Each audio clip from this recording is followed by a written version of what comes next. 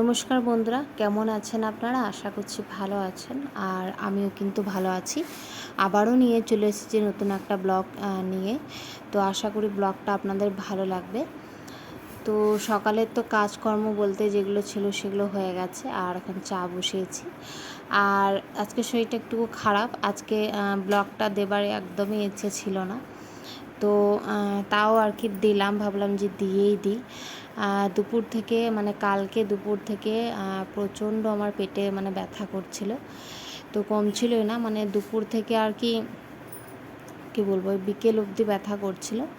তারপর সন্ধ্যার পর আর কি ওষুধ আমি খেয়েছিলাম, তারপরে একটু ঠিক আর কি লেগেছিল। তো রাত্রে তো আমি আর কিছুই খাইনি, খুবই ব্যথা করছিল।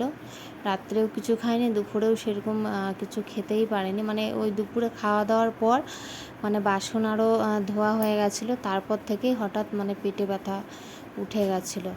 তো একদমই ওষুধ না খেয়ে থাকতেই পারছিলাম না, প্রচণ্ড পরিমাণে ব্যথা করছিল। তো তারপর সন্ধ্যাবেলায় আর কি ও ওষুধ আর কি এনে দেয়, তারপর ওষুধ আরও খেয়ে একটুকু কমেছিল। তো আজকে একদমই ভালো লাগছিল না ভিডিওটা দিতে, তাও ভাবলাম যে দিয়ে দিই। তো দেখো, সকালে যে চা খাওয়া আমার হয়ে গেছে, চাটাতে করলাম সেটাতে দেখতেই পেলে। আর বাসে কাজকর্ম মোটামুটি যেগুলো হয় আর কি সেগুলো আর কি হয়েছে। তো দেখো, আমি ক্যাবিনেটের ওপরটা না আজকে আর কি পরিষ্কার আর কি করলাম। আমি এটা প্রায় রোজ দিনই করি, তো তাও আজকে আর কি করে দিলাম। আবার প্রচুর ধুলো হয়, যেহেতু জানালাটা এই পাশেই, তো ধুলোটা আর কি বেশি হয়। তো ডেলি আর কি আমি মুছে দিই। আর ওই যে বাদামগুলো, ওই বাদামগুলো আর কি, এগুলো কাঁচা বাদাম, ওগুলো হচ্ছে যে আমাদের এই পাড়ার আর কি একজন আর কি দিয়েছে, তো ওরা মনে হয় লাগায়, তো এরকমই দিয়েছে বাদামগুলো, পয়সা আর কি নেয়নি। তো বাদামগুলো খাবো দেখি, এখন বয়মে আর কি আমি ভরে আর কি রেখে দিলাম, থাক যখন মন হবে তখন আর কি খাবো। আর কাঁচা বাদামটা খাওয়া একটুকু ভালো, স্বাস্থ্যের পক্ষে ভালো, কিন্তু ওই যে আমার না ওই ভাজা বাদামটাই ভালো লাগে। তো ওকে আমি বলছিলাম যে ভেজে এনে দেবে বাদামটা, কিংবা ঘরেই ভেজে আর কি নেবো। তো ও বলছিলো যে না, কাঁচা বাদাম খাওয়া আর কি ভালো। তো ভাবলাম যে থাক, যখন মন হবে তখন আর কি খাবো। আর দেখো, হাওয়া দিচ্ছে, ঝাঁট দিচ্ছি, তো হাওয়া দিচ্ছে। আর মামকে এখন ঘরে, এখন ও আর কি ফোন দেখছে। ও বললো যে মা আমাকে ফোন লাগিয়ে দাও, তো ওকে আর কি ফোন আমি লাগিয়ে দিলাম।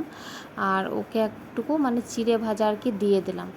তো ও আর কি বসে বসে খাবে আর কি ফোন আর কি দেখবে। তো চিড়ে ভাজাটা বেশ ভালোই খেতে। কালকে আর কি বাজার থেকে আনা হয়েছে চিড়ে ভাজাটা, ওর বাবা আর কি এনেছে, তো বেশ ভালোই হচ্ছে।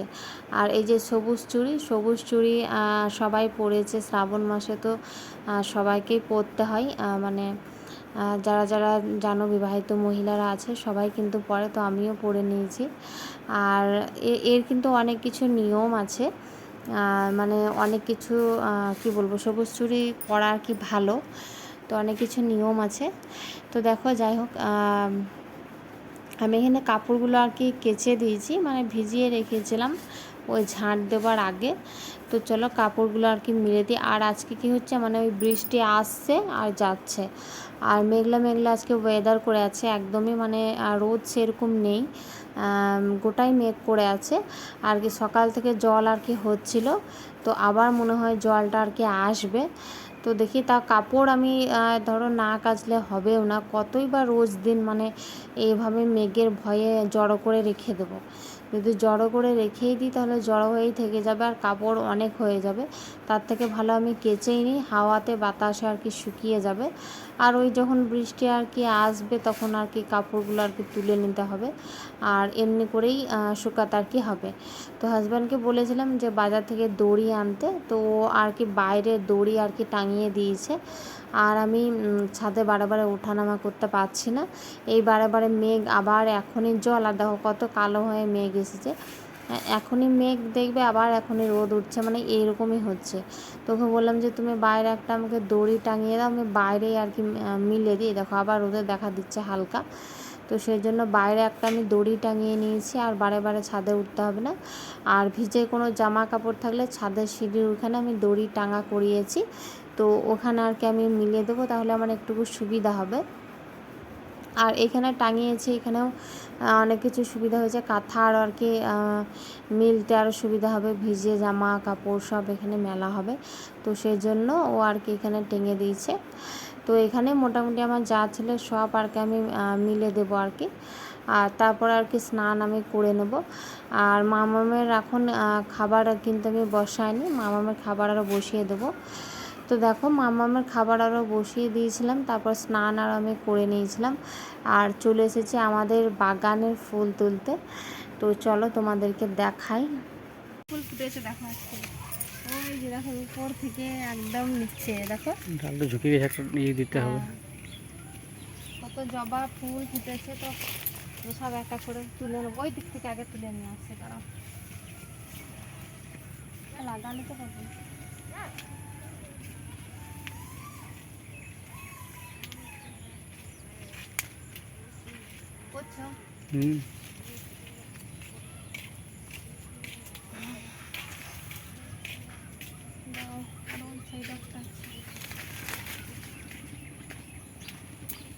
এটা তো সামনে।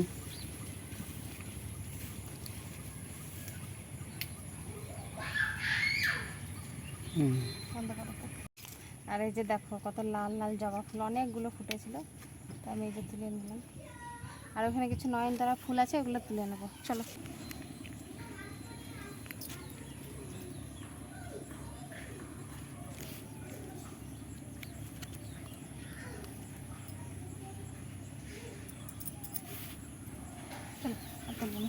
দেখো ফুলের ঝুড়িটা দেখেন না, এই যে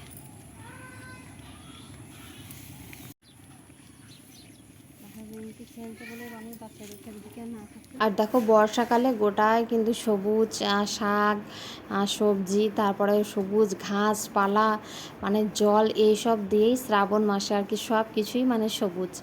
আর চারিদিকে যেদিকে তাকাবে মাঠ দিকে শুধু সবুজই দেখতে পাবে। তো দেখো আমি ফুলগুলো তুলে নিয়ে চলে এসেছি, আর আমাদের কাছে আজকে অনেকগুলো জবা ফুল ফুটেছিল।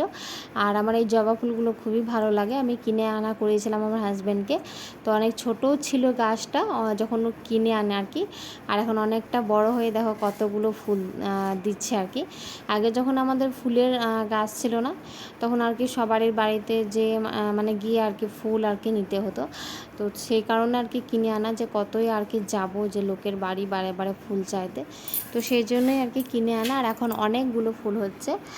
আর দেখো এখানে কত মেঘ, বলতে মেঘ আর কি করেছে হালকা, তো মনে হয় বৃষ্টি আর কি হবে, তো সে কারণে তোমাদেরকে মেঘের মানে ওয়েদারটা আর কি আমি দেখিয়ে দিলাম। এই যে দেখো হালকা মেঘ মেঘ করেছে। আর এই যে মামাম দেখো খেলনাগুলো কি করেছে। তো দেখো আজকের ব্লগটা কিন্তু খুবই ছোট, এই যে আমি ভাত বসিয়ে দিয়েছি, আজকের ব্লগটা কিন্তু খুবই ছোট। আগেই বললাম যে ব্লগটা দেওয়ার কিন্তু আমার ইচ্ছে ছিল না, যেহেতু শরীরটা একদমই ভালো নেই। আর এই যে এখান থেকেই আমি মানে রেকর্ডিংটা আমি করতে পেরেছিলাম, যেহেতু শরীরটা আমার একদম খারাপ হয়ে গেছিলো, তো তারপর আমি আর কি করতে পারিনি। তো এই যে ঝিঙে পোস্ত বানাবো, চলো মেনুগুলো দেখিয়ে দিই। এই যে এই মেনুগুলো করেছিলাম। তো আজকের ব্লগটা ভালো লাগলে অবশ্যই চ্যানেলটা সাবস্ক্রাইব করতে কিন্তু ভুলবে না একদম, ঠিক আছে।